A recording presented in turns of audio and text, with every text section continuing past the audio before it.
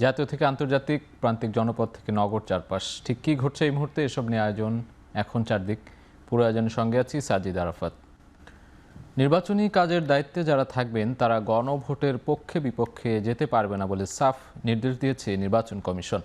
মঙ্গলবার নিজ কার্যালয়ে সাংবাদিকদের প্রশ্নের জবাবে এ কথা বলেন ইসি আনোয়ারুল ইসলাম সরকার। রাজনৈতিক দলগুলোর অভিযোগ আমলে নিয়ে কমিশন ব্যবস্থা নিচ্ছে বলেও মন্তব্য করেন তিনি। জানান, জনমনে শঙ্কা থাকলেও নির্বাচনের চমৎকার পরিবেশ নিশ্চিতে কাজ করছে কমিশন। রিটার্নিং অফিসার যখনই সে হয়েছে তখনই সে কোনো পক্ষের লোক না, এবং আমার কোনো রিটার্নিং অফিসার, কোনো অ্যাসিস্ট্যান্ট রিটার্নিং অফিসার কোনো পক্ষে প্রচার চালাচ্ছে না। এখন তো এটা অন্তর্বর্তীকালীন সরকার, এটা রাজনৈতিক কোনো সরকার না। এখানে তো কোনো প্রার্থী নেই। আমাদের আচরণবিধিতে বলা আছে যারা রাজনৈতিক দল, যারা প্রার্থী, যারা ইলেকশন করবে তারাই কাজটা করতে পারবে, সরকার পারবে না কেন? সরকারের কাজ তো এটা তো রুটিন ওয়ার্ক হিসেবে হবে।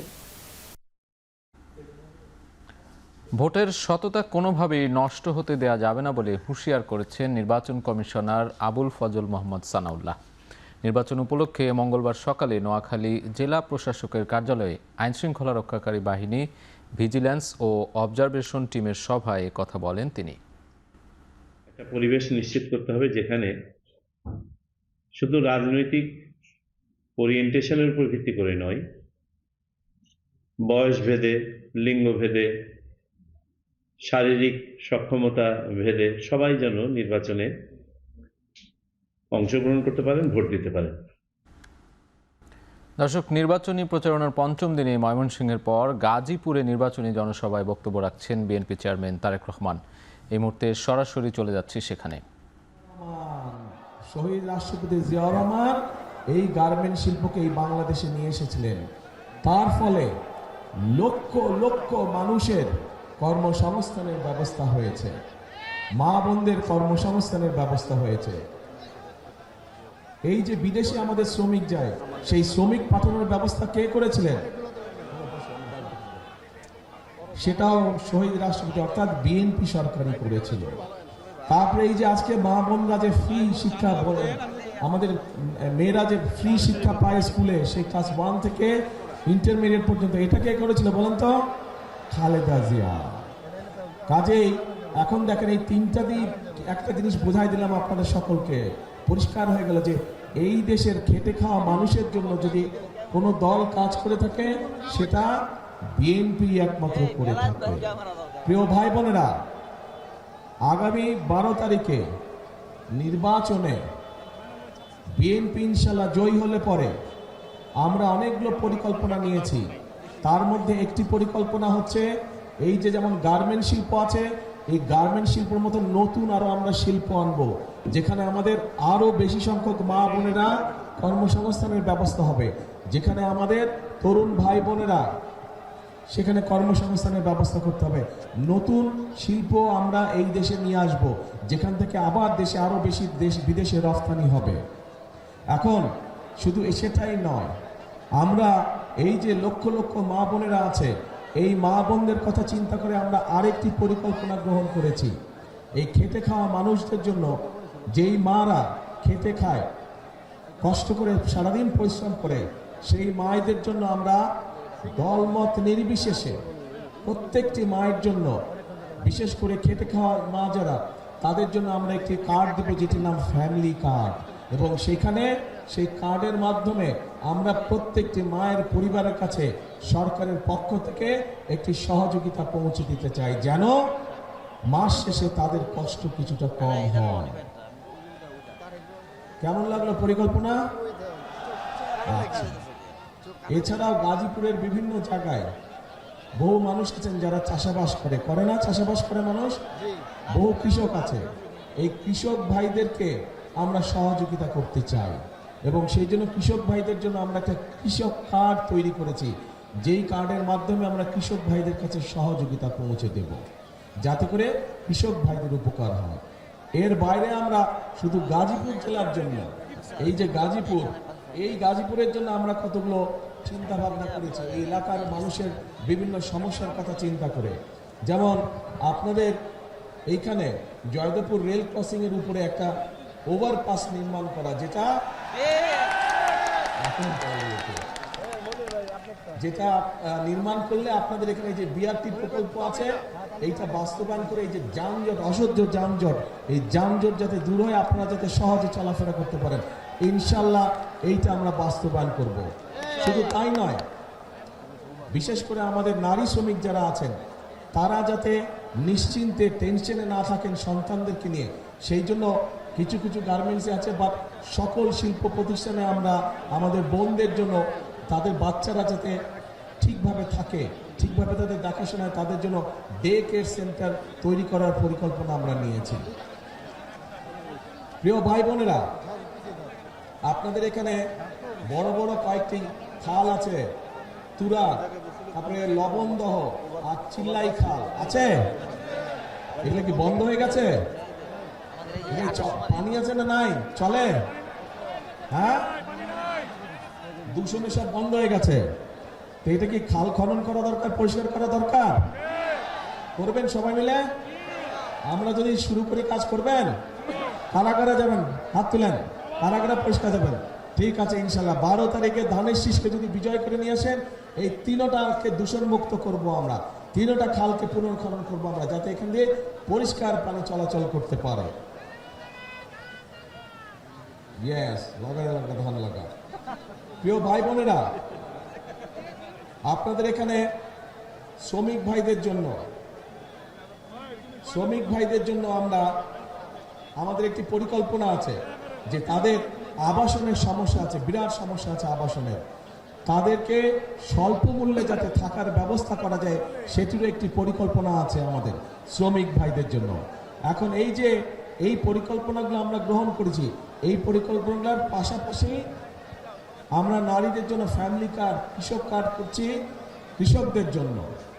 এছাড়াও আপনাদের সকলের কাছে, বিশেষ করে মা বোনদের কাছে এবং শিশুদের কাছে চিকিৎসা সেবা পৌঁছে দেওয়ার জন্য আমরা প্রত্যেকটি এলাকায় এলাকায় একজন করে আমরা হেলথ কেয়ার দিতে চাই, যাতে করে মায়েরা এবং বাচ্চারা ছোটখাটো অসুখের চিকিৎসা ঘরে বসেই তারা পেতে পারে, সেই ব্যবস্থা আমরা করতে চাইছি।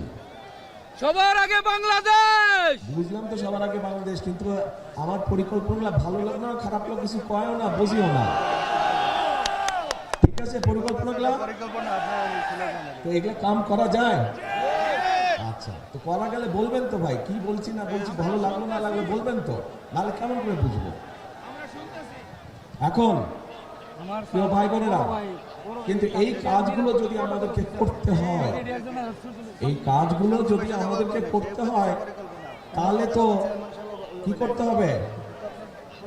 এই কাজগুলো যদি বাস্তবায়ন করতে হয় বিএনপিকে, তাহলে আপনাদের কি করা লাগবে? হ্যাঁ, ধানের শীষকে জয়যুক্ত করা লাগবে। গাজীপুরে নির্বাচনী জনসভায় বক্তব্য রাখছেন তারেক রহমান। এর আগে ময়মনসিংহের নির্বাচনী জনসভায় তারেক রহমান অভিযোগ করেন বিএনপির বিরুদ্ধে একটি রাজনৈতিক দল পলাতক স্বৈরাচারের মতো ভাষা ব্যবহার করছে। ময়মনসিংহের সার্কিট হাউস মাঠে নির্বাচনী জনসভায় তিনি বলেন, গত 16 বছর ভোটের অধিকার থাকলে জনগণের অধিকার লুণ্ঠিত হতো না। মঙ্গলবার বিকেলে তারেক রহমান যোগ দেওয়ার আগেই পূর্ণ হয় ময়মনসিংহের সার্কিট হাউস মাঠ। জনসভায় বিএনপি চেয়ারম্যান বলেন, জনগণের জন্য সুনির্দিষ্ট পরিকল্পনা নিয়ে ভোটের মাঠে নেমেছে তার দল। বলেন, জনগণের ইচ্ছে মতো এই দেশ যেন আগামীতে চলতে পারে, সেজন্য মানুষের ভোটের অধিকার দরকার। এ সময় নির্বাচনে ধানের শীষে ভোট দেওয়ার আহ্বান জানান তিনি। সেই অধিকার আপনারা প্রয়োগ করতে যাচ্ছেন। এই মুহূর্তে একটি রাজনৈতিক দল যেই স্বৈরাচার পালিয়ে গিয়েছে, সেই স্বৈরাচারের মুখের ভাষা ব্যবহার করছে বিএনপির বিরুদ্ধে। সেই স্বৈরাচার যেভাবে বলতো তাদেরই ভাষা ব্যবহার করছে বিএনপি। তাদের বক্তব্য যে দুর্নীতিতে বলে চ্যাম্পিয়ন ছিল। আমার প্রশ্ন 2001 থেকে 2006 সাল পর্যন্ত তাদেরও তো 2 জন সদস্য বিএনপি সরকারে ছিল না? ছিল। তো বিএনপি যদি অতই খারাপ হয়, তাহলে ওই 2 ব্যক্তি কেন পদত্যাগ করে চলে আসেনি? এই জন্য পদত্যাগ করে তারা আসেনি। তারা সরকার ছিল এবং তারা ভালো করেই জানতো যে খালেদা জিয়া কঠোর হস্তে দুর্নীতি দমন করছে, এবং যেই দলটি এখন এই কথা বলছে তাদের যেই দুই সদস্য বিএনপি সরকারের অংশ ছিল, তারা ভালো করেই জানতেন যে খালেদা জিয়া দুর্নীতিকে প্রশ্রয় দেয় না।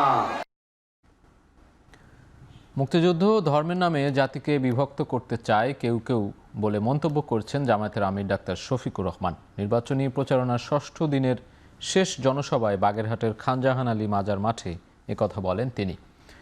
এদিন বাগেরহাটের আগে খুলনায় ১১ দলীয় নির্বাচনী জনসভায় অংশ নেন জামায়াত আমির। সেখানে তিনি জনগণের সম্পদ লুটকারীদের বিরুদ্ধে কঠোর হুঁশিয়ারি দিয়ে বলেন, ক্ষমতায় গেলে বিদেশে পাচার হওয়া অর্থ ফিরিয়ে আনা হবে। এদিন নির্বাচনী সমাবেশে শুরু হয় যশোর থেকে।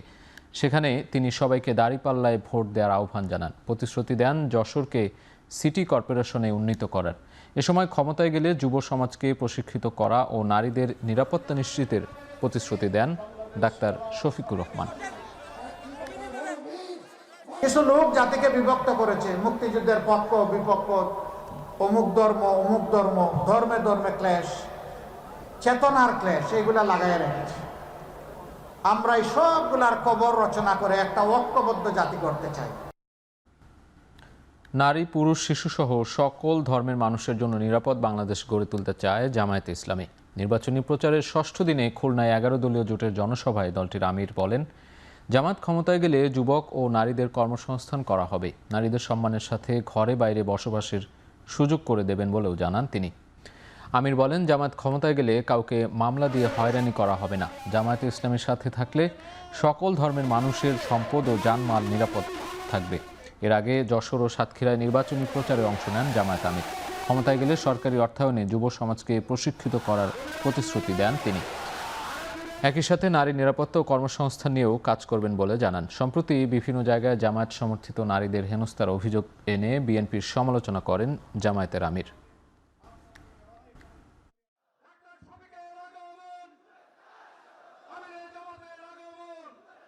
আমরা বলেছিলাম এই দেশ শুধু মুসলমানদের নয়, অবশ্যই মুসলমান এখানে সংখ্যাগরিষ্ঠ, কিন্তু মিলেমিশে ফুলের বাগান, আরো 3টি ধর্মের লোক এখানে বসবাস করেন। আমরা তাদের জীবনের ইজ্জত এবং সম্পদের পাহারাদার হয়ে দাঁড়িয়ে গেলাম।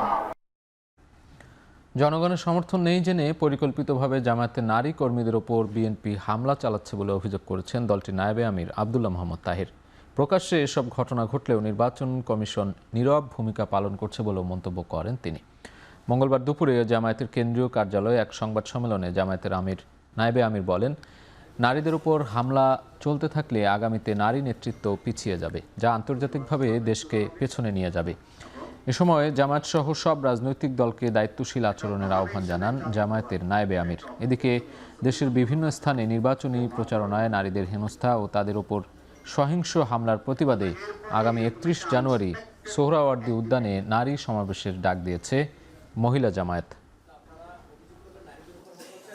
আনফরচুনেটলি যারা বেশি বেশি করে চিৎকার করে নারী অধিকার এবং স্বাধীনতার কথা বলে, তারাই এখন দেখছি শুধু রাজনৈতিক কারণে নারীদের উপর হামলা করে, এবং এটা শুধু নারীদের উপর করছে না, সারা দেশের আপনারা দেখছেন যে বিভিন্ন কনস্টিটুয়েন্সিতে ইতিমধ্যে হামলা শুরু হয়েছে। বক্তৃতায় জিহ্বা কেটে দেওয়ার কথা বলা হচ্ছে, হাত নিয়ে যেতে পারবে না জামাতকে ভোট দিলে, সেরকম কথা আসছে। এটাই মনে হচ্ছে আজকে আমাদের প্রতিপক্ষ দলের একটা প্রধান স্ট্র্যাটেজি, যে তারা জানে যে জনপ্রিয়তার দিক থেকে জনগণের রায় পাওয়ার সম্ভাবনা কম, সুতরাং কেন্দ্র দখলেই জিতার জন্য তাদের অন্যতম প্রধান মাধ্যম। 11 দলীয় জোটের প্রার্থীদের ওপর হামলায় নির্বাচন কমিশন, পুলিশ, প্রশাসন নীরব ভূমিকায় রয়েছে বলে অভিযোগ করেছেন এনসিপি আহ্বায়ক নাহিদ ইসলাম। মঙ্গলবার হাবিবুল্লাহ বাহার কলেজে ঢাকা ৮ আসনের সংসদ সদস্য পদপ্রার্থী ও জাতীয় নাগরিক পার্টির মুখ্য সমন্বয়ক নাসির উদ্দিন পাটোয়ারের ওপর হামলার অভিযোগ উঠেছে। এ ঘটনার পর দুপুরে ঐক্যবদ্ধ বাংলাদেশ জোটের ঢাকা ৮ আসনের প্রধান নির্বাচন পরিচালনা কার্যালয়ে জরুরি সংবাদ সম্মেলনে নাহিদ ইসলাম বলেন, নির্বাচনী প্রচারে জোটের প্রার্থীদের টার্গেট করে হামলা চালানো হচ্ছে। আওয়ামী লীগের ভোট পেতে যা খুশি তাই করছে বিএনপি। বলেন, পুরো বাংলাদেশের নারী ও তরুণ সমাজ ঐক্যবদ্ধ বাংলাদেশ জোটের পক্ষে। এর আগে হাবিবুল্লাহ বাহার কলেজে আমন্ত্রিত অতিথি হিসেবে একটি অনুষ্ঠানে উপস্থিত হয়েছিলেন নাসিরউদ্দিন পাটোয়ারি। হামলার ঘটনার পর রাজধানীর শান্তিনগর মোড়ে সমর্থকদের নিয়ে অবস্থান করেন এনসিপির এই প্রার্থী। আমাদেরকে অনেকে মারবে, হামলা করবে, আমরা শান্তিপূর্ণভাবে ইলেকশনের যে 12 তারিখ ঘোষণার ডেট রয়েছে সেই পর্যন্ত যাব। কলেজের যারা সাধারণ শিক্ষার্থী তারা আতঙ্কিত হয়ে পড়ে এবং এরপরে আমাদেরকে ইট পাটকেল নিক্ষেপ শুরু হয়। আমরা স্পষ্টভাবে বলতে আসছি, হুঁশিয়ারি দিতে আসছি, যদি আঘাত আসে তাহলে পাল্টা আঘাত আসবে। নির্বাচন কমিশন নীরব ভূমিকা পালন করে, যদি পুলিশ নীরব ভূমিকা পালন করে, তাহলে আমাদের পক্ষ থেকে যা করণীয় আমরা তা করব।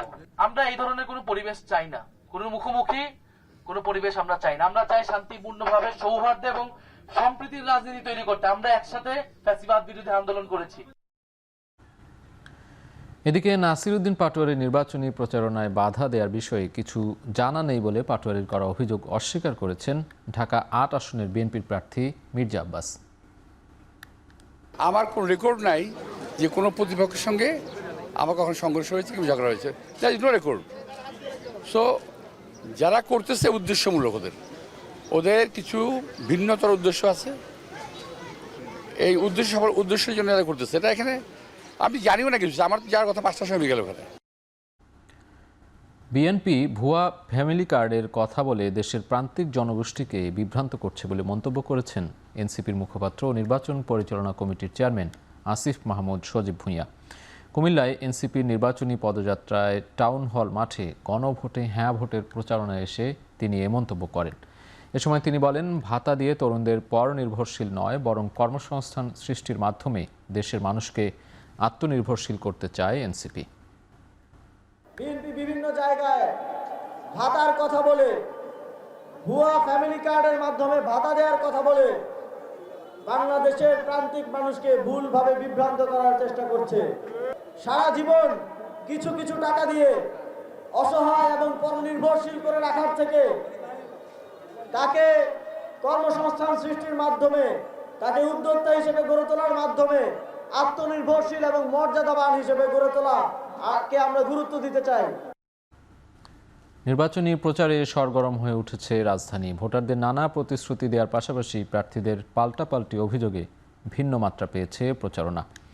মঙ্গলবার সকালে ঢাকা 16 আসনে লিফলেট বিতরণ করে গণসংযোগ করেন বিএনপি ও জামায়াতের প্রার্থীরা। বিএনপি মনোনীত প্রার্থীর তার প্রচারে বলেন, ধর্মকে ব্যবহার করে যারা ভোট চাচ্ছে জনগণ তাদের বয়কট করবে।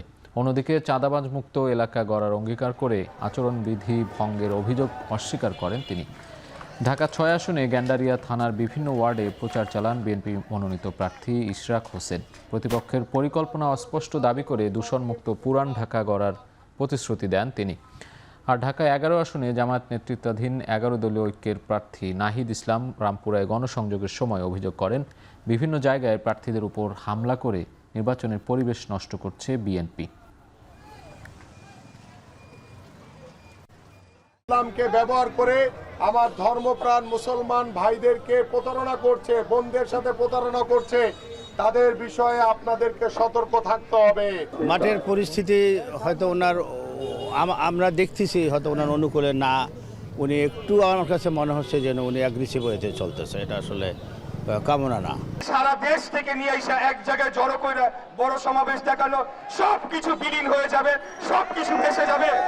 আমরা যদি একটা থানার প্রোগ্রাম করি তাতেও এর থেকে অনেক বেশি লোক আমরা দেখাতে পারি, এটা কোনো বিষয় নয়। 12ই ফেব্রুয়ারি যদি একটা ভোট বিপ্লব ঘটে 11 দলের পক্ষে এবং সেখানে যদি তারা পরাজিত হয়, তাহলে তাদের যেই দুর্নীতি, চাঁদাবাজ, সন্ত্রাস এবং এটার উপর নির্ভর করে যাদের যে অর্থনীতি, এগুলা কিন্তু সব বন্ধ হয়ে যাবে।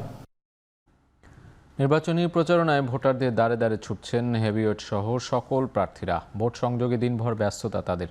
রয়েছে বিভিন্ন দল ও প্রার্থীর বিরুদ্ধে অভিযোগও। চট্টগ্রাম 11 আসনের প্রচারণাকালে বিএনপির আমির খসরু মাহমুদ চৌধুরী বলেন, এই দেশের ও মানুষের উপর যাদের আস্থা নেই তারাই বিদেশিদের উপর নির্ভর করে রাজনীতি করতে চায়। কক্সবাজারের নির্বাচনী গণসংযোগে জনগণের ভাগ্য উন্নয়ন ও গণতন্ত্রকে শক্তিশালী করতে ধানের শীষে ভোট দেওয়ার আহ্বান জানান বিএনপির সালাউদ্দিন আহমেদ। কুমিল্লা 4 আসনে হাসনাত আবদুল্লাহ গণমাধ্যমকে উদ্দেশ্য করে বলেন, মিডিয়া কখনোই কোনো দলের পক্ষে অবস্থান নিতে পারে না। বরিশাল সদর 5 আসনে নির্বাচনী প্রচারণার নামে আচরণবিধি ভঙ্গের অভিযোগ করে প্রার্থী ডাক্তার মনীষা চক্রবর্তী। এছাড়া নারায়ণগঞ্জ, বগুড়া, চাঁপাইনবাবগঞ্জ, রাঙ্গামাটি, হবিগঞ্জ সহ দেশের বিভিন্ন জেলায় চলছে জমজমাট প্রচারণা।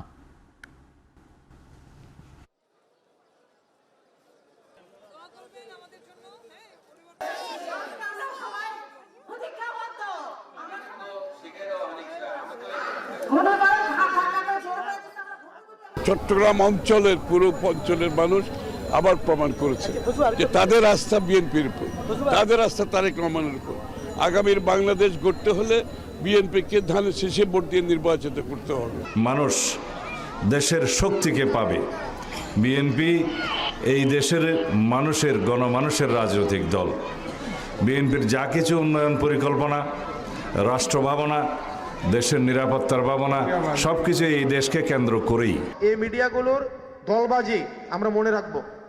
আপনাদের বিশ্বাসযোগ্যতা নাই, আপনারা মিডিয়ার যারা আছেন আপনাদের বিশ্বাসযোগ্যতা নাই। আপনারা কাদের চামবাজি করেন, তেলবাজি করেন, এগুলো জনগণ বুঝে। এই কারণে মানুষ এখন মিডিয়ার সংবাদ দেখে না। শরীয়তপুরে বিএনপি ও জামায়াত কর্মী সমর্থকদের মধ্যে সংঘর্ষ হয়েছে। ফেসবুকের একটি স্ট্যাটাসকে কেন্দ্র করে নড়িয়া উপজেলার ভোজেশ্বরের পাঁচক এলাকা হয়ে পড়ে রণক্ষেত্র। এতে দুপক্ষের অন্তত 12 জন আহত হয়েছেন। পুলিশ জানায়, জামায়াতের এক কর্মীর ফেসবুক পোস্টকে ঘিরে প্রথমে বাকবিতণ্ডা শুরু হয়, পরে তা সহিংসতায় রূপ নেয়। খবর পেয়ে পুলিশ, উপজেলা প্রশাসন ও সেনাবাহিনী ঘটনাস্থলে পৌঁছে পরিস্থিতি নিয়ন্ত্রণে আনে। আহতদের বিভিন্ন হাসপাতালে ভর্তি করা হয়েছে। এ ঘটনায় এলাকায় অতিরিক্ত পুলিশ মোতায়েন রয়েছে। পরিস্থিতি নিয়ন্ত্রণে আছে জানিয়ে তদন্ত ও আইনগত ব্যবস্থা নেওয়ার কথা জানায় পুলিশ।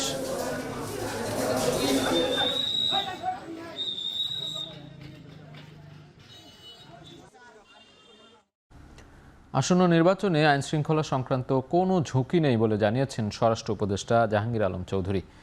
সচিবালয়ে আইনশৃঙ্খলা সংক্রান্ত কোর কমিটির বৈঠক শেষে কথা বলেন তিনি। নির্বাচনে যে কোনো অনিয়ম ও অভিযোগ জানাতে জরুরি 4টি নম্বর প্রকাশ করে ঊর্ধ্বতন কর্মকর্তাদের বেআইনি আদেশ না মানার নির্দেশ দিয়েছেন স্বরাষ্ট্র উপদেষ্টা। বর্তমান অন্তর্বর্তীকালীন সরকার একটি অবাধ, সুষ্ঠু, নিরপেক্ষ, শান্তিপূর্ণ এবং গ্রহণযোগ্য এবং উৎসবমুখর নির্বাচন অনুষ্ঠানে বদ্ধপরিকর। সেজন্য জাতীয় নির্বাচনে জন আকাঙ্ক্ষা বাস্তবায়ন ও নিশ্চিতকরণে আইন শৃঙ্খলা নিয়ন্ত্রণের মাধ্যমে সর্বোচ্চ নিরাপত্তা ব্যবস্থা গ্রহণ আমাদের নিকট সর্বোচ্চ অগ্রাধিকার। আর এই লক্ষ্যে স্বরাষ্ট্র মন্ত্রণালয় সমন্বিতভাবে কাজ করে। যে দলই ক্ষমতায় আসুক, বাংলাদেশের সব সম্প্রদায়ের সহাবস্থান, নিরাপত্তা ও মর্যাদা নিশ্চিত করতেই হবে, এমন মন্তব্য করেছেন প্রধান উপদেষ্টার বিশেষ সহকারী ডক্টর আলী রিয়াজ। তিনি বলেন, বহু জাতি, ধর্ম, সংস্কৃতির এই দেশে কাউকে বাদ দিয়ে রাষ্ট্র গঠন সম্ভব নয়। এ সময় গণভোট নিয়ে এখনও অপপ্রচার চলছে বলেও জানান তিনি। রাজধানীর শাহবাগে জাতীয় জাদুঘরের মিলনায়তনে সনাতন ধর্মাবলম্বীদের সঙ্গে গণভোটের প্রচারণা ও ভোটার উদ্বুদ্ধকরণ সভায় এসব কথা বলেন অধ্যাপক আলী রিয়াজ। তিনি বলেন, 2024 সালের গণ আন্দোলন কোনো ধর্ম, বর্ণ বা রাজনৈতিক পরিচয়ের ভিত্তিতে বিভক্ত ছিল না, বরং সকল শ্রেণী পেশার মানুষ এক হয়ে অধিকার রক্ষার আন্দোলনে অংশ নিয়েছিলেন। বহু জাতি, বহু গোষ্ঠী ও সংস্কৃতির এই বাংলাদেশে সকল সম্প্রদায়ের ন্যায্য অধিকার ও মর্যাদা নিশ্চিত করেই গণতান্ত্রিক রাষ্ট্র গড়ে তোলার অঙ্গীকার করেন তিনি। নিজের ইচ্ছামতো পরিবর্তন করে একজন ব্যক্তি এই পরিস্থিতি সৃষ্টি করতে সক্ষম হয়েছিলেন, কারণ বাংলাদেশের সংবিধানের মধ্যেই এমন ব্যবস্থা ছিল এবং এখনো আছে, যাতে করে আরো একজন ফ্যাসিবাদী শাসকের উত্থান প্রতিরোধ করা খুব দুরূহ হবে। এইটা যদি বাস্তবায়িত করতে হয়, তাহলে সংবিধানের প্রয়োজনীয় সংস্কার করতে হবে। সংবিধানের প্রয়োজনীয় সংস্কার নিশ্চিত করতে হলে আমাদের এই জুলাই জাতীয় সনদে যা আছে তা গণভোটের মাধ্যমে গ্রহণ করতে হবে। দিল্লিতে শেখ হাসিনার দেয়া বক্তব্য ঘিরে বাংলাদেশের নির্বাচনে কোনো প্রভাব পড়বে না। এতে দেশের নির্বাচন ভণ্ডুল বা অস্থিরতা তৈরিরও কোনো সম্ভাবনা নেই বলে জানিয়েছেন স্বরাষ্ট্র উপদেষ্টা জাহাঙ্গীর আলম চৌধুরী। মঙ্গলবার সকালে গাজীপুরের কাশিমপুর কেন্দ্রীয় কারাগারে প্যারেড গ্রাউন্ডে 63তম ব্যাচ মহিলা কারারক্ষীদের বুনিয়াদী প্রশিক্ষণ কোর্সের সমাপনী কুচকাওয়াজ অনুষ্ঠানে কথা বলেন তিনি। এ সময় পালিয়ে বিভিন্ন দেশে আশ্রয় নেওয়া আওয়ামী নেতাকর্মীদের দেশে ফিরিয়ে দেওয়ার আহ্বান জানান তিনি।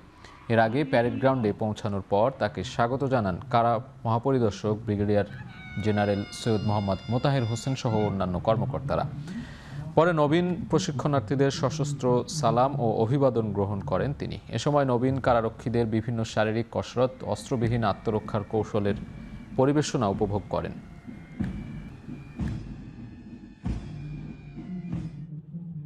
নির্বাচন ভণ্ডুল বা কোনো অস্থিতিশীল করার কোনো সম্ভাবনা নাই।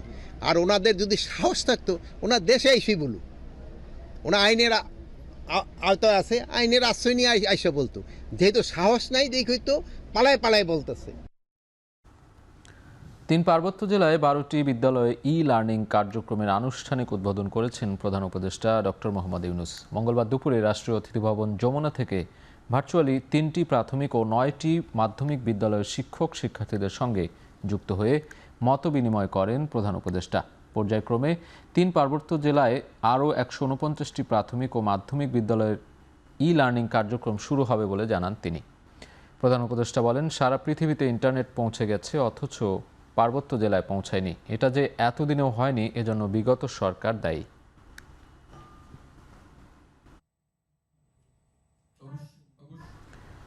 দেশের কর জিডিপি অনুপাত কাঙ্ক্ষিত মাত্রায় উন্নীতের লক্ষ্যে কর কাঠামোর প্রয়োজনীয় পুনর্বিন্যাসের সুপারিশ প্রণয়ন এবং দেশের সার্বিক অর্থনৈতিক উন্নয়ন ও অভ্যন্তরীণ বহির্বাণিজ্য সহায়ক কর নীতি প্রণয়নের উদ্দেশ্যে স্বল্প ও দীর্ঘমেয়াদে করণীয় বিষয়ে সুনির্দিষ্ট সুপারিশ সম্বলিত প্রতিবেদন প্রধান উপদেষ্টার নিকট পেশ করেছে জাতীয় কর কাঠামো পুনর্বিন্যাস সংক্রান্ত কমিটি। মঙ্গলবার রাষ্ট্রীয় অতিথি ভবন যমুনায় পলিসি রিসার্চ ইনস্টিটিউট বাংলাদেশের চেয়ারম্যান ডক্টর জাহিদ সাত্তারের নেতৃত্বাধীন 11 সদস্যের প্রধান টাস্কফোর্স ডক্টর মোহাম্মদ ইউনূসের কাছে প্রতিবেদনটি হস্তান্তর করেন। এ সময় প্রধান উপদেষ্টা বলেন, এই নীতিগুলো বাস্তবায়িত হলে রাজস্ব আদায়ের খাত ও পদ্ধতি আরও স্পষ্ট হবে এবং এটি দেশের অর্থনৈতিক উন্নয়ন ও রাজস্ব ব্যবস্থাপনায় একটি বড় নীতিগত পরিবর্তন আনবে। বারবার আশ্বাস দিয়েও শেষ পর্যন্ত পে স্কেল বাস্তবায়নের সিদ্ধান্ত থেকে পিছিয়ে এসেছে অন্তর্বর্তী সরকার। সচিবালয়ে ক্রয় সংক্রান্ত উপদেষ্টা কমিটির বৈঠক শেষে এই কথা জানান জ্বালানি উপদেষ্টা ফাউজুল কবির খান। পে কমিশন করা হয়েছে, পে কমিশনের রিপোর্টটাই শুধু দেওয়া হয়েছে, এটার কিন্তু বাস্তবায়নের কোনো সিদ্ধান্ত এখন হয় নাই। তো সুতরাং এই অন্তর্বর্তী সরকার যেহেতু আর মাত্র 15 দিন আছে, এখন আমরা এই ব্যাপারে কোনো পদক্ষেপ গ্রহণ করতে চাই। পরবর্তী সরকার তো is free to do anything. দেশের অর্থনৈতিক খাত ও এলডিসি থেকে উত্তরণ ইস্যুতে হতাশ ব্যবসায়ীদের কড়া বার্তা দিলেন বাংলাদেশ ব্যাংকের governor doctor Ahsan H Mansur. সরকারের সমালোচনার আগে তাদের ইতিহাস স্মরণ করতে বললেন তিনি। মঙ্গলবার দুপুরে রাজধানীর একটি হোটেলে ইন্টারন্যাশনাল চেম্বার অব কমার্স আয়োজিত সেমিনারে এমন বার্তা দেন governor. Never raised a voice that these kleptocrats are taking the money out of the country and the government must stop. Where was the business community? Never to be found. They were clapping. This is the reality. We need to wake up. We need to do our own soul searching. নিজেদেরকে জিজ্ঞেস করতে হবে আমরা কি করেছিলাম, ভবিষ্যতের কথা বলবো আমাদের কি করতে হবে। We want vibrant associations, not puppet associations. ভুয়া অবতীর্ণ সনদ দাখিল করে 38তম ও 41তম বিসিএস পরীক্ষায় উত্তীর্ণ হয়ে প্রশাসন ও পররাষ্ট্র ক্যাডারে চাকরি গ্রহণের অভিযোগে 3 কর্মকর্তার বিরুদ্ধে মামলা করেছে দুদক। মঙ্গলবার বিকেলে সেগুনবাগিচায় দুদকের প্রধান কার্যালয়ে নিয়মিত ব্রিফিংয়ে এই কথা জানান দুদক মহাপরিচালক আক্তার হোসেন। প্রতারণা ও জালিয়াতির মাধ্যমে 38তম বিসিএস এবং 41তম বিসিএসে অভিযোগ সংশ্লিষ্ট জনাব সুকান্ত কুণ্ডু, জনাব আবু সালেহ মোহাম্মদ মুসা এবং জনাব সঞ্জয় দাস অবতীর্ণ সনদ প্রস্তুতপূর্বক তা দাখিল করে যথাক্রমে 41তম এবং 38তম বিসিএসে আবেদন করেন। উক্ত অপরাধের প্রেক্ষিতে দুর্নীতি দমন কমিশন বিধিমালা 2007-এর 10-এর চ বিধির আলোকে তাদের 3 জনের বিরুদ্ধে পৃথক পৃথক 3টি মামলা রুজুর সিদ্ধান্ত গৃহীত হয়েছে। ঢাকা বিশ্ববিদ্যালয় ও ডাকসু নিয়ে বেফাঁস মন্তব্যের জেরে বরগুনা জেলা জামায়াতের রুকন শামীম আহসানকে জেলার সহকারী সেক্রেটারির দায়িত্বসহ সংগঠনের সব ধরনের দায়িত্ব থেকে অব্যাহতি দেওয়া হয়েছে। মঙ্গলবার দুপুরে জেলা জামায়াতের আমিরের সই করা বিবৃতি প্রকাশ করা হয়। বলা হয়, ঢাকা বিশ্ববিদ্যালয় নিয়ে বেফাঁস মন্তব্য করায় জামায়াতের ভাবমূর্তি ক্ষুণ্ণ হয়েছে। অন্যদিকে নাটোর 1 আসনের বিএনপি প্রার্থী ফারজানা শারমিন পুতুলকে কটূক্তি করায় জেলা বিএনপির সদস্য রঞ্জিত কুমার সরকারকে বহিষ্কার করেছে বিএনপি। দুপুরে জেলা বিএনপির সদস্য সচিব আসাদুজ্জামান আসাদ স্বাক্ষরিত প্রেস বিজ্ঞপ্তিতে এ তথ্য নিশ্চিত করা হয়। ঢাকা বিশ্ববিদ্যালয়ের শিক্ষার্থীদের নিয়ে কুরুচিপূর্ণ মন্তব্য করা জামায়াত নেতাদের কড়া ভাষায় সমালোচনা করেছেন ডাকসুর ভিপি সাদিক কায়েম।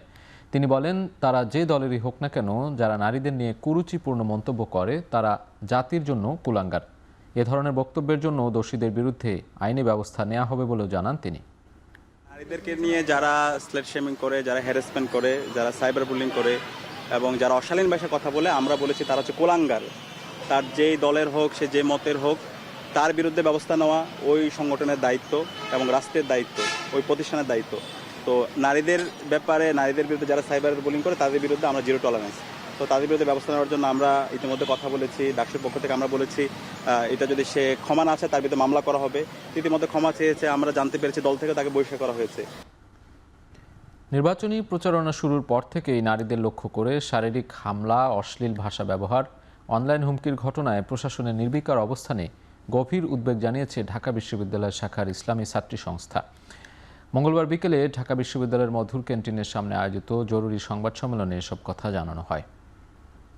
বর্তমানে সর্ববৃহৎ রাজনৈতিক দল বিএনপির পক্ষ থেকে কোনো ধরনের পদক্ষেপ আমরা দেখিনি, যার প্রতিবাদ স্বরূপ আমরা আজকে সংবাদ সম্মেলন ডাকতে বাধ্য হয়েছি যে এতদিন হয়ে গেল কেন তারা এখনো পর্যন্ত কোনো ধরনের স্টেপ নিল না। আমরা দেখতে পেয়েছি ভোটের আগেই কিভাবে অপোজিশন পার্টির নারীদেরকে, যারা নির্বাচনী প্রচারণায় অংশ নিচ্ছে, তাদেরকে হেনস্থা করা হচ্ছে, তাদেরকে শারীরিকভাবে হেনস্থা করা হচ্ছে, যেই ঘটনা কোনোভাবেই মেনে নেওয়ার মতো না। চাঁদাবাজি ও সন্ত্রাসী কর্মকাণ্ডের প্রতিবাদে বিক্ষোভ করেছে ঢাকা বিশ্ববিদ্যালয়ের কেন্দ্রীয় ছাত্র সংসদ। তারা অভিযোগ করেন, হলে মাদক সেবন এবং ক্যাম্পাসে চাঁদাবাজির বিরুদ্ধে দৃশ্যমান কোনো পদক্ষেপ নিচ্ছে না বিশ্ববিদ্যালয়ের প্রশাসন। এ সময় তারা হুঁশিয়ারি দিয়ে বলেন, সন্ত্রাস ও মাদকের বিরুদ্ধে ব্যবস্থা না নিলে বিশ্ববিদ্যালয় প্রশাসনের বিরুদ্ধে কঠোর আন্দোলন গড়ে তোলা হবে। তারা অভিযোগ করেন, হলে মাদক সেবন এবং ক্যাম্পাসে চাঁদাবাজির বিরুদ্ধে কোনো পদক্ষেপ নেয়নি বিশ্ববিদ্যালয় প্রশাসন। এ সময় তারা হুঁশিয়ারি দিয়ে বলেন, সন্ত্রাস ও মাদকের বিরুদ্ধে ব্যবস্থা না নিলে বিশ্ববিদ্যালয় প্রশাসনের বিরুদ্ধে কঠোর আন্দোলন গড়ে তোলা হবে। এই মুহূর্তে আমাদের সামনে বক্তব্য নিয়ে আসছে এই প্রশাসনও চাঁদাবাজ, সন্ত্রাসী, ছিনতাইকারী। বিশ্ববিদ্যালয়ের প্রথম বর্ষের ছাত্রদলের শিক্ষার্থীরা চাঁদাবাজির সাথে সরাসরি জড়িত থাকে না। এর পেছনে বিএনপির উপর মহলের হাত আছে বলে অভিযোগ করেছেন ইসলামী ছাত্র শিবিরের ঢাকা বিশ্ববিদ্যালয় শাখার সাংগঠনিক সম্পাদক মোহাম্মদ সাজ্জাদ হোসেন। মঙ্গলবার সন্ধ্যায় কলা ভবনের সামনে এমন অভিযোগ করেন তিনি। জাতীয়তাবাদী ছাত্রদলের একজন কর্মী এবং দিনাজপুর ৩ আসনের নির্বাচনী সমন্বয় কমিটির সদস্য আরিফ ফয়সাল, সে চাঁদা দাবি করেছে স্ট্যামফোর্ড বিশ্ববিদ্যালয়ের 4জন শিক্ষার্থীর কাছ থেকে। বিশ্ববিদ্যালয়ে যখন একটি নির্দিষ্ট ছাত্র সংগঠনের ছেলেপেলেরা নানা ধরনের অপকর্ম করে, চাঁদাবাজি করে, গাঁজাকাণ্ডের সাথে জড়িত হয় এবং সেই ব্যাপারে যখন বিশ্ববিদ্যালয় প্রশাসনের কাছে অভিযোগ দায়ের করা হয়, কোনো নির্দিষ্ট ধরনের সুরাহা আমরা পাই না, বরং বারবার আমরা দেখি যে সময় ক্ষেপণ করা হয়। ফলে এইটা আসলেই আমাদের এক ধরনের সন্দেহের উদ্রেক জাগায়, বিশ্ববিদ্যালয় প্রশাসন কি পক্ষপাতমূলক আচরণ করছে কিনা। জুলাই আন্দোলনের প্রথম শহীদ আবু সাইদ হত্যা মামলা রাষ্ট্র ও আসামি পক্ষের যুক্তিতর্ক শেষ হয়েছে। যে কোনো দিন রায় ঘোষণা করা হবে বলে জানিয়েছেন আন্তর্জাতিক অপরাধ ট্রাইব্যুনাল 2। মঙ্গলবার যুক্তিতর্ক হয় মামলাটির। এ মামলায় বেগম রোকেয়া বিশ্ববিদ্যালয়ের সাবেক ভিসি হাসিবুর রহমান সহ 30 জন আসামি, তবে গ্রেপ্তার আছেন 6 জন। প্রসিকিউশন বলছে 25 জনের সাক্ষ্য গ্রহণের মধ্য দিয়ে মামলায় যথেষ্ট তথ্য প্রমাণ উপস্থাপন করেছেন তারা। আসামিদের সর্বোচ্চ শাস্তির দাবি করেন রাষ্ট্রপক্ষ, তবে আসামি পক্ষের আইনজীবীরা খালাস চেয়েছেন। এটা উদ্দেশ্য সেই তদন্তকারী কর্মকর্তা বলতে চেয়েছিলেন, সেই কথাকে প্রমাণ করার জন্য 25 জন সাক্ষী এই মামলায় ট্রাইব্যুনালে উপস্থাপন করেছি এবং অকাট্য নিশ্চিদ্র প্রমাণ দ্বারা উপস্থাপন সক্ষম হয়েছি। যাদের বিরুদ্ধে আমরা অভিযোগ দায়ের করেছি তারা সকলেই মামলার সাথে সংশ্লিষ্ট, সকলের বিরুদ্ধেই অভিযোগ আমরা প্রমাণ করতে পেরেছি এবং আমরা আশা করছি যে মামলার রায় দ্রুত হবে, কারণ অনারেবল ট্রাইব্যুনাল এটা অপেক্ষমান তালিকায় রেখেছেন আশুলিয়ার লাশ পোড়ানোর মামলার মতো। আমরা আশা করছি খুব শীঘ্রই এই মামলার রায় আমরা পাবো।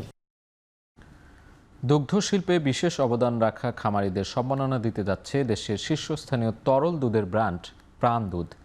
মঙ্গলবার রাজধানীর গুলশানে MCCI সম্মেলন কেন্দ্রে প্রাণ দুধ খাঁটি খামারি এই ক্যাম্পেইনের উদ্দেশ্য হচ্ছে দেশের দুগ্ধ শিল্পের বিকাশে নিবেদিত খাঁটি খামারিদের নিরলস পরিশ্রম ও অবদানের স্বীকৃতি প্রদান করা, পাশাপাশি তাদের সাফল্যের অনুপ্রেরণামূলক গল্প তুলে ধরে সমাজের সর্বস্তরের মানুষকে দুগ্ধ শিল্পের টেকসই উন্নয়নে এগিয়ে আসতে উৎসাহিত করা।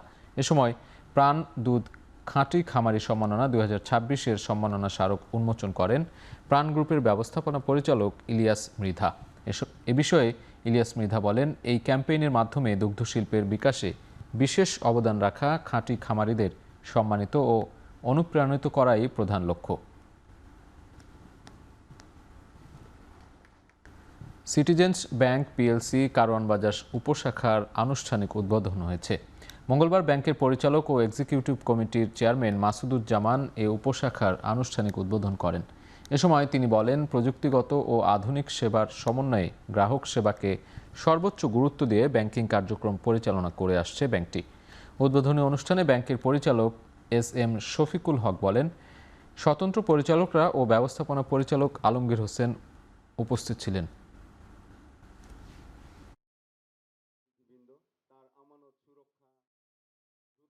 সময়ে সেবা দেওয়া পর্যায়ে আছে, এটা যে অটোমেটিক্যালি হয়েছে এটা এখন পর্যন্ত সাংঘাতিকভাবে। এবার আন্তর্জাতিক প্রসঙ্গ। ইন্দোনেশিয়ার পশ্চিম জাভা প্রদেশে বন্যা ও ভূমিধসে প্রাণহানি বেড়ে দাঁড়িয়েছে 38 জনে। মঙ্গলবার এই তথ্য জানিয়েছে দেশটির জাতীয় দুর্যোগ ব্যবস্থাপনা সংস্থা। এর মধ্যে 20 জনের পরিচয় শনাক্তের পর তাদের মরদেহ পরিবারের কাছে হস্তান্তর করা হয়েছে। তবে এখনও 18 মরদেহের পরিচয় শনাক্ত হয়নি। অতিরিক্ত ভারী যন্ত্রপাতি এনে স্থানীয় সময় মঙ্গলবার সকালে অভিযান জোরদার করেছে উদ্ধারকারী দল। 9টি এক্সকাভেটর ও প্রায় 800 কর্মী অংশ নিয়েছেন এই অভিযানে। প্রাণঘাতী এই দুর্যোগে ঘরবাড়ি ছাড়তে বাধ্য হয়েছে প্রায় 700 বাসিন্দা। গ্রাম কার্যালয় ও অস্থায়ী শিবিরে তাদের আশ্রয় দেওয়া হয়েছে।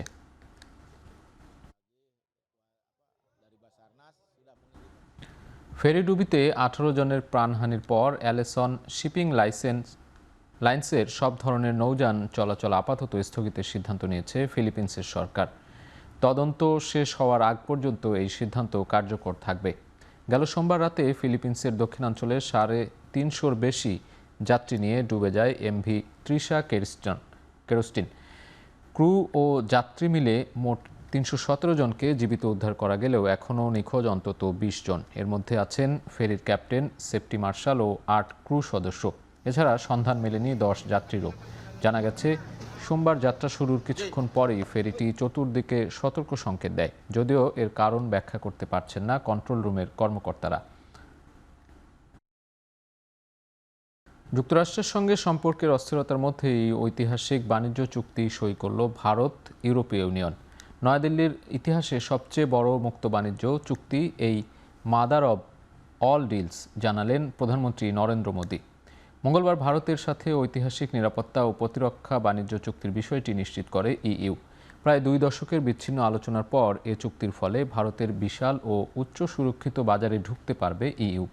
সহজ প্রবেশাধিকার পাবে ভক্সওয়াগন, মার্সিডিজ বেঞ্চ, রেনল্ট, BMWর মতো ইউরোপীয় সব ব্র্যান্ড। 110% থেকে কমিয়ে গাড়ির আমদানি শুল্ক নামিয়ে আনা হতে পারে 40%। বিশ্বের সবচেয়ে জনবহুল দেশ ভারতের সবচেয়ে বড় বাণিজ্যিক অংশীদার 27 সদস্য রাষ্ট্রের জোট EU। 2025 সালের মার্চ পর্যন্ত এক অর্থবছরে ভারত ও EUর মধ্যে বাণিজ্যের পরিমাণ ছিল $13,650 কোটি। এবার খেলার প্রসঙ্গ। আসন্ন T20 বিশ্বকাপে বাংলাদেশের কোনো গণমাধ্যম কর্মীর অ্যাক্রিডিটেশন কার্ড না পাওয়ার বিষয়ে ICCর কাছে জবাব চেয়েছে BCB, জানিয়েছেন পরিচালক ও মিডিয়া কমিটির চেয়ারম্যান আমজাদ হোসেন। এছাড়া বিশ্বকাপের সময়টায় বিকল্প টুর্নামেন্ট আয়োজনের কথাও ভাবছে বোর্ড। চ্যাম্পিয়ন্স ট্রফিতে বাংলাদেশ পার্টিসিপেট করেনি, কিন্তু তারপর আমাদের সাংবাদিক গণমাধ্যম কর্মীরা গিয়েছিলেন ওখানে। হ্যাঁ, রাইট। এছাড়া হচ্ছে আপনার ওই ফিফা ওয়ার্ল্ড কাপে আমাদের দল কখনো পার্টিসিপেট করেনি, বাট আমাদের গণমাধ্যম রিপ্রেজেন্টেশন থাকে যেহেতু আমরা ফিফার একজন member. So being a full member আমাদের হয়তো বা করতে পারলে ভালো হতো, সেই অপশন থাকলে ভালো হতো। ইন্টারনাল এবং কনফিডেন্সিয়াল বিষয়, বাট টু সামারাইজ দ্যাট আমরা জানতে চেয়েছি বিষয়টা কেন করা হয়েছে। এটা still on process, cricket operation সেটা নিয়ে কাজ করছে, বিভিন্ন কম্বিনেশন তারা ট্রাই করছেন। ফিফা বিশ্বকাপ ভক্তদের বর্জন করার আহ্বান জানিয়েছেন সাবেক ফিফা প্রেসিডেন্ট সেপ ব্ল্যাটার। এক টুইট বার্তায় বিশ্বকাপ বয়কটের প্রতি সমর্থন জানান তিনি। মার্কিন প্রেসিডেন্ট ডোনাল্ড ট্রাম্পের সাম্প্রতিক নানা সিদ্ধান্তের কারণে ইউরোপের বিভিন্ন দেশে চলছে বিশ্বকাপ বয়কটের ডাক। জার্মানি এবং ফ্রান্সে সরকারের উচ্চ পর্যায়ে বিশ্বকাপ বয়কট ইস্যুতে প্রাথমিক আলোচনা চলছে। নেদারল্যান্ডসেও এরই মাঝে চলছে বয়কটের সপক্ষে ক্যাম্পেইন। এমন অবস্থায় সুইজারল্যান্ডের এক আইনজীবীর বিশ্বকাপ বয়কটের যুক্তিতে প্রকাশ্যে সমর্থন দিয়েছেন সাবেক ফিফা প্রেসিডেন্ট সেপ ব্ল্যাটার। 1998 থেকে 2015 পর্যন্ত দীর্ঘ 17 বছর ফিফা প্রেসিডেন্ট ছিলেন ব্ল্যাটার, যদিও তিনি নিজেও সংগঠনের দায়িত্ব ছেড়ে দিয়েছিলেন দুর্নীতির অভিযোগে। স্কটল্যান্ডের ক্রিকেটারদের বিশ্বকাপের ভিসা নিয়ে শুরু হয়েছে নানা জল্পনা কল্পনা। নির্ধারিত সময়ে দলের সব সদস্যই ভারতে খেলার অনুমতি পাবেন কিনা তা নিয়ে আছে নানা প্রশ্ন। স্কটল্যান্ড দলে আছেন পাকিস্তানি বংশোদ্ভূত তারকা সাফিয়ান শরীফ। সাম্প্রতিক সময়গুলোতে পাকিস্তানি বংশোদ্ভূত যে কারো জন্যই ভারতে ভিসা পাওয়া বেশ কঠিন। এর আগে ইংলিশ ক্রিকেটার রেহান আহমেদের ভিসাও নিশ্চিত করেনি ভারত। সাফিয়ান শরীফের ভিসা প্রাপ্তির জন্য তাই আইসিসির প্রতি বিশেষভাবে নির্ভর করছে স্কটিশরা। স্কোয়াডে আছেন আরও এক মুসলিম ক্রিকেটার। আফগানিস্তান বংশোদ্ভূত জাইনুল্লাহ ইহসানকেও বিশ্বকাপে জায়গা দিতে যায় ক্রিকেট স্কটল্যান্ড, যদিও পুরো দলের মতো তার এখন পর্যন্ত ভিসা নিয়ে অনিশ্চয়তা থেকে গিয়েছে। 8 দল নিয়ে শুরু হয়েছে সিসিডিএম চ্যালেঞ্জ কাপ। পিকেএসপি সহ পূর্বাচলের মাঠে অনুষ্ঠিত হচ্ছে এই টুর্নামেন্ট। উদ্বোধনী দিনে পূর্বাচলের 8 দলই মাঠের লড়াইয়ে নেমেছে। ঢাকা প্রিমিয়ার লিগে অংশ না নেয়া বিদ্রোহী ক্লাবগুলোর ক্রিকেটারদের নিয়ে চ্যালেঞ্জ কাপের আয়োজন করেছে বাংলাদেশ ক্রিকেট বোর্ড। আগামী 5 ফেব্রুয়ারি পর্যন্ত চলবে এই টুর্নামেন্ট। মোট 29টি ম্যাচ অনুষ্ঠিত হবে এবারের আসরে। সিঙ্গেল লিগ ফরম্যাটে হওয়া এই প্রতিযোগিতায় পয়েন্ট তালিকার শীর্ষ 2 দল যাবে ফাইনালে। নেই কোনো সেমিফাইনাল খেলা।